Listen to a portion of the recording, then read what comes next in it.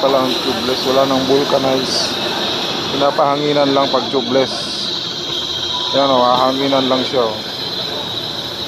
Kasi wala nang ano eh, tube sa loob.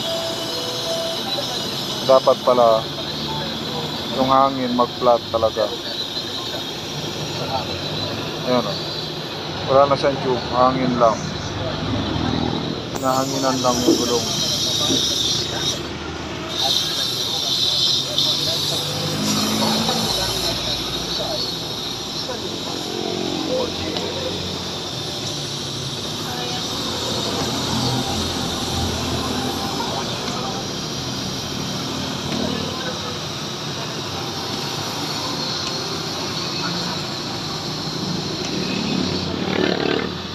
So hangin-hanginan lang, wala na siyang tube eh.